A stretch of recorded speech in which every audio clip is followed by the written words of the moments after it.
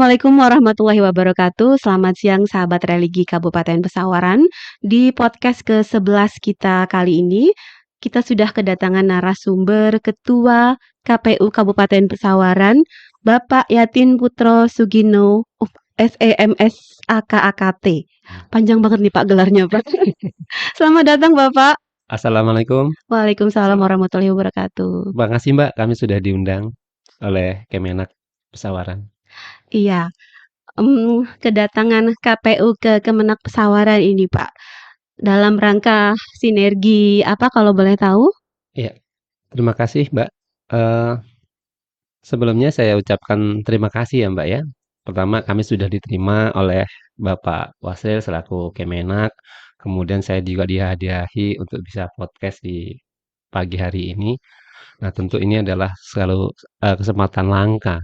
Makanya saya manfaatkan betul ini. Karena begitu tadi ngobrol-ngobrol katanya ada podcast. Nah ini kan bagian terpenting bagi kami untuk kalau podcast untuk bersosialisasi ya. Iya betul. Makasih Mbak Cinta, sesuai dengan yang tadi Mbak Cinta sampaikan bahwa tujuan kami dari KPU Pesawaran, pertama kami memperkenalkan diri dulu Mbak. Karena selama Pak Wasril selaku Kepala Kemenak Pesawaran kami belum pernah berjumpa secara formal, artinya belum secara kelembagaan. Tapi kalau di acara-acara kegiatan yang lain kita memang sering ketemu, baik itu di Pemda atau di tempat lain. Kami tadi Mbak, membawa teman-teman komisioner yang lain. Saya Yatin Putro Sugino sementara diamanahhi oleh teman-teman untuk menjadi ketua. Kemudian saya juga membawa Pak Dodi selaku divisi perencanaan program dan data. Kemudian ada Pak Yudi divisi teknis. Kemudian ada Pak Yudi ke divisi teknis. Kemudian ada Bu Indah selaku divisi SDM dan Farmas.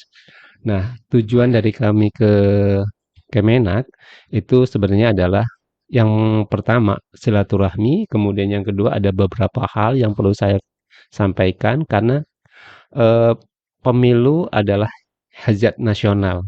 Hajat nasional itu tentu KPU tidak bisa mensukseskan sendiri. Untuk itu kita minta bantuan daripada Kemenak untuk bisa memfasilitasi. Terutama adalah terkait dengan terkait dengan pemilih. Nah, pemilih di Pesawaran ini kan bermacam-macam kan Mbak ya. Iya. Ada yang pemilih pemula, ada pemilih yang sudah dewasa dan sebagainya macam-macam.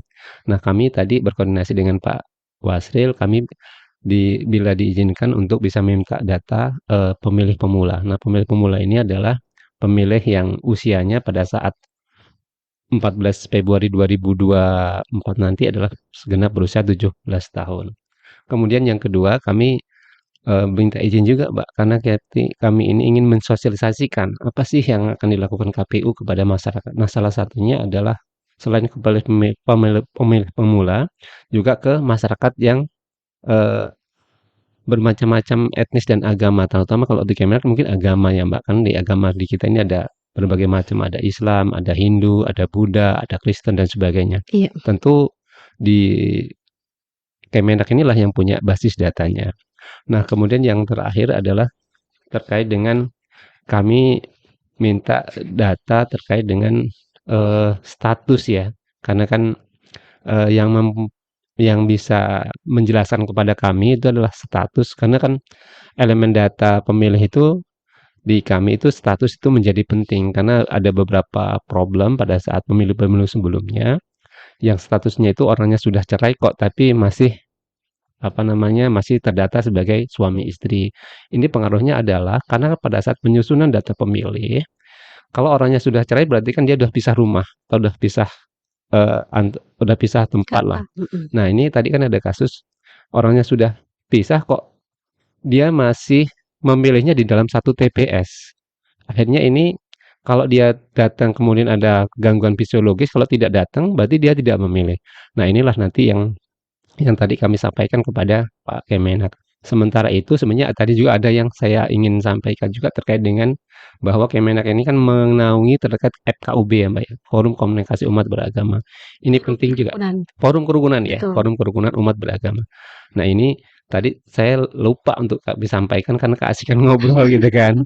Nah, tapi mungkin dengan adanya seperti ini nanti bisa kami bersilaturahmi lagi, kemudian nanti juga kita bisa mengobrolkan lebih lanjut lagi. Mungkin sementara itu sih Mbak yang tadi kami bahas dengan Pak Kemen.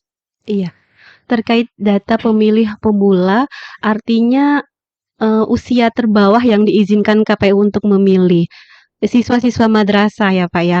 Nah, Betul, KPU sendiri kan tadi dikatakan akan bersosialisasi di betul, madrasah agar mereka pemilih pemula itu memiliki edukasi betul. bagaimana cara mereka untuk dapat memiliki hak suara. Iya, betul. Nah, sosialisasi apa nantinya yang akan dilakukan KPU untuk menaikkan kuantitas pemilih pemula? Ya.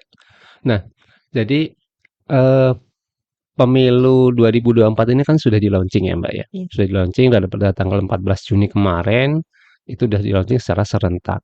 Kemudian tahapan juga itu sudah terbit PKPU 3 tahun 2002 yaitu PKPU 3 tahun 2022 ini adalah terkait tahapan program dan jadwal. Nah, tentu nanti kita mensosialisasikan itu adalah sesuai dengan tahapannya. Kalau itu nanti tahapannya data pemilih, maka kita akan mensosialisasikan itu supaya masyarakat itu tuh bisa mendaftarkan diri atau ikut berpartisipasi untuk melaporkan bahwa saya eh, sudah usianya sekian, tolong didata dan sebagainya.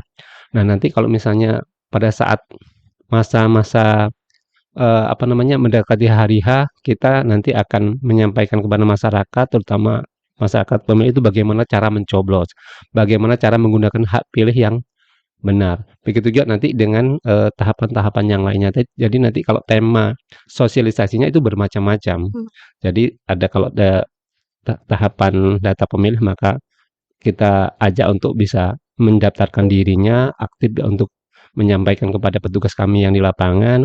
Kalau nanti tahapan kampanye nanti kami sosialisasikan bagaimana melihat program-programnya calon-calon kontestasi peserta pemilu, tapi nanti kalau mendekati hari H, bagaimana cara mencoblos, cara menggunakan hak pilihnya. Mungkin itu, Mbak. iya, eee, artinya ter terbesar, poin terbesar di Kementerian Agama itu adalah sasaran kita adalah pemilih pemula. Betul, Dari KPU sendiri karena ini generasi milenial ya, mungkin generasi Z kalau sekarang dibilangnya betul. ya, Pak Yatin ya. Itu biasanya mereka itu kan lebih dekat dengan media sosial, handphone dan segalanya gitu ya, dunia digital. Nah, sudah sejauh apa sih peran KPU gitu dalam, eee membuat konten-konten yang bisa dinikmati oleh pemilih pemula sehingga mereka tertarik gitu untuk mengikuti pemilu. Ya, tentu KPU harus melihat kalau bahasa ekonominya itu pasar ya. Pasar yang akan kita masuki itu ada seperti apa. Nah, sekarang ini masyarakat kita itu kan sangat dekat dengan, media sosial ya. Ada Facebook, ada Instagram, ada Twitter, kemudian ada TikTok. Nah, KPU dalam mensosialisasikan juga akan mengadopsi media sosial tersebut, Mbak. Selain kita juga mensosialisasikan itu door to door misalnya, bisa juga nanti kita kunjungan ke berbagai tempat. Tapi kalau untuk yang konten yang Mbak sampaikan tadi, pemilih pemula, ya kita akan mengadopsi dari media-media sosial. Nah, alhamdulillah di KPU itu kita sudah ada Instagramnya. Nanti kalau Mbak Instagram apa, Mbak Sinta pengen lihat nanti Boleh Pak lihat disebut ya, biar semua tahu KPU Pesawaran itu, nanti KPU akan muncul Pesawaran. iya, ada Langsung IG. ya, tidak ada jeda Oh, KPU tidak ada. huruf kecil semua ya Betul. gitu ya. Kemudian juga nanti kalau ingin melihat produk-produk hukumnya, produk program hukum KPU, misalnya kami membuat SK, keputusan, kegiatan dan sebagainya, itu ada di JDIH KPU. JDIH. JDIH itu regulasi ya? Betul, Mhm. regulasi. Nah, jadi di JDIH ini adalah produk-produk hukumnya, termasuk misalnya ada berita acara dan sebagainya nanti bisa dilihat di situ. Jadi tinggal nanti di Google, buka Google, kemudian ketik aja JDIH KPU Pesawaran, maka akan Mhm. muncul. Kemudian kita juga ada Facebook. Jadi kalau Facebook itu KPU Pesawaran, ada jedanya, Pak, KPU Ada Pesawaran. spasinya. Betul. Mhm. Jadi KPU Pesawaran. Begitu juga dengan TikTok. Nah, kalau TikTok itu sama dengan ya, jadi tidak apa namanya? Tidak terputus ya, Mhm tidak ada jeda, tidak ada spanya, KPU Pesawaran, tapi huruf kecil semua. mhm. Nah, nanti masyarakat itu bisa mengakses Media sosial. media sosial itu melalui Google, bisa dicek semuanya ada. juga kemudian Twitter. Twitter juga dengan huruf kecil semuanya. Hmm. Jadi kami memang tidak menggunakan istilah lain atau nama lain karena memang ini adalah akun resmi dari KPU Pesawaran, gitu. KPU Pesawaran ya. Betul. Kemudian untuk tadi kan sudah pemilih pemula yang kita bahas Pak Yatin. Kalau untuk ASN sendiri nih, batasan-batasan sebagai ASN selaku pemilih itu seperti apa? Ya kalau ASN ini memang kan terbagi ya. Ada ASN yang sipil, kemudian ada ASN yang polisi atau tentara. Jadi semuanya kan harus pegawai daripada pemerintah. Nah, tapi kalau polisi dan tentara itu memang tidak diakomodir dalam menggunakan hak pilihnya. Memang ada undang-undangnya tersendiri, Undang-Undang TNI dan Polri. Kemudian di kita juga di Undang-Undang 7 tahun 2017 juga disebutkan bahwa TNI dan Polri tidak bisa menggunakan hak pilihnya. Kemudian kalau untuk ASN yang sipil, misalnya Pemda atau pegawai pemerintah yang lainnya itu diperbolehkan. Nah ini sifatnya umum Mbak, sama dengan masyarakat umum yang lainnya. Jadi kalau batas usianya itu serendah-rendahnya itu 17 tahun, kalau untuk ininya tidak ada batasnya. Kalau misalnya dia masih hidup umur 90 tahun bisa Mbak, Yang penting bisa datang ya atau bisa hadir. didatangi? Nah itu nanti teknis bagaimana kita mensosialisasikan, kemudian teknis pada saat hari H. Nanti itu ada ininya tersendiri, tapi memang ada beberapa hal kalau yang tidak bisa memilih ke TPS, itu bisa nanti antara layanan jemput Mbak. Mhm. Layanan jemput Panitia ke datang gitu ya, tim betul, dari mhm. TPS-nya. Tapi itu dengan berbagai kesepakatan dan pertimbangan. Mhm. Misalnya kesepakatannya itu harus dengan teman-teman pengawas, kemudian di situ nanti kan pada saat di hari H itu ada TPS itu ada saksi dari peserta pemilu, dari partai politik dan sebagainya. Mhm. Nanti kita membuat kesepakatan, lalu bisa, kita menjemput si, eee, Pemilih. pemilih, begitu Mbak. Iya. Tadi juga kedatangan Pak Yatin itu untuk membahas, tokoh lintas agama di FKUB gitu Betul, ya. Nanti kemungkinan mungkin ya, dari KPU sendiri menggandeng tokoh lintas agama untuk sosialisasi hak pilih. betul. Ya, sebagaimana orang timur ya, Mbak, ya. Jadi kita setiap ada kegiatan itu selalu melibatkan orang banyak, karena memang moto kita itu kan orang gotong royong ya, Mhm. gotong royong. Nah, termasuk kita ini melibatkan, masyarakat, apa namanya, masyarakat beragama atau lintas agama. Jadi memang setiap kesempatan kita selalu meng-guide mereka untuk bisa, pertama memberikan masukan kepada KPU, teknis seperti apa, sosialisasi seperti apa yang bisa masuk ke, eee, kelompok agama tertentu, misalnya agama Kristen atau agama Katolik atau agama Hindu Buddha.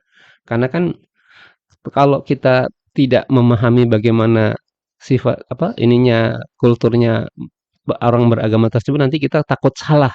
Jadi kita Betul. harus itu. Jadi jangan-jangan nanti ada apa apa ya, ada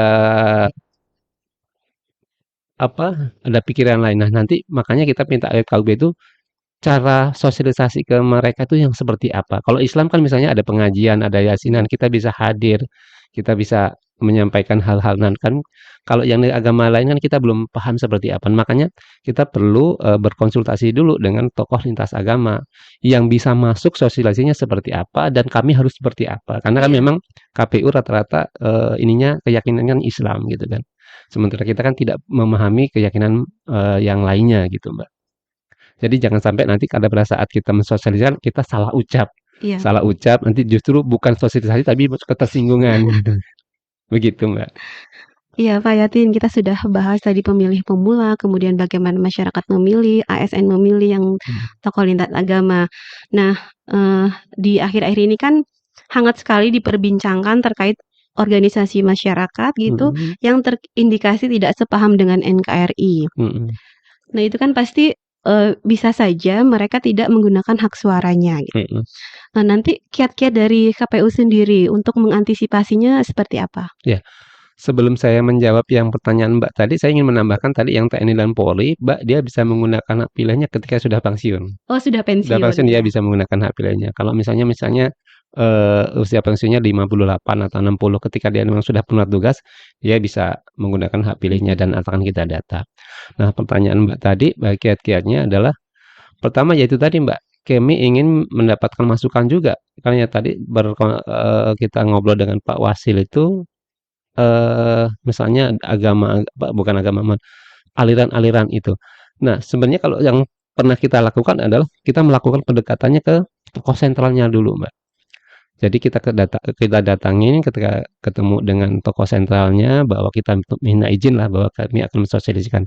Karena memang ada yang di kita itu ada yang pemahamannya adalah kalau laki-laki tidak boleh tuh kita bersosialisasi dengan yang pihak lawan jenisnya dengan perempuan. Nah, itu kan yang paham itu kan mereka. Makanya nanti kalau ada yang seperti itu dan itu pernah kita lakukan itu di daerah Wairata, itu karena laki-lakinya tidak bisa ikut bersosialisasi dengan mereka, maka yang perempuan yang kita utus yang perempuan. Kemudian kita juga nanti akan bertanya kalau misalnya ngomongnya harus seperti apa. Nanti mereka akan menyampaikan, oh seperti ini. Supaya apa? Supaya itu apa yang kita sampaikan itu tidak menyinggung mereka dan itu bisa masuk. Jadi kita kalau yang untuk hal tertentu itu kita ngomongnya ya terkait dengan bagaimana cara memilih, ayo kita memilih, kemudian apa untung dan ruginya memilih gitu. Karena selain itu juga bagaimana menumbuhkan jiwa keindonesiaannya. Itu yang nanti akan kita sampaikan. Baik, terima kasih Pak Yatin. Masih ada yang ingin disampaikan? Sebenarnya banyak, Mbak, karena memang Terbatas ya. terbatasnya waktu ya. Nanti saya berharap nanti Kemenak bisa mengundang saya atau teman-teman yang lain untuk menyampaikan eh, program-programnya KPU, kemudian apa yang bisa disampaikan oleh KPU melalui Kemenak ini, Mbak. Boleh Pak, silakan disampaikan undangannya, nanti kami sesuaikan jadwal dengan Kemenak juga. Ya. Baik, terima kasih Pak Yatin atas waktunya di podcast kita kali ini untuk menciptakan pemilu ya? Betul. Pemilu berkualitas, aman, dan tentram di Indonesia. Baik, terima kasih sahabat religi Kabupaten Pesawaran sekalian. Alhamdulillahirabbil alamin. Terima kasih atas waktunya Pak Yatin. Demikian sahabat religi podcast kita kali ini dengan Ketua KPU Kabupaten Pesawaran. Wassalamualaikum warahmatullahi wabarakatuh. Waalaikumsalam warahmatullahi Terima kasih Pak Yatin. Terima kasih Mbak Sinta atas undangannya.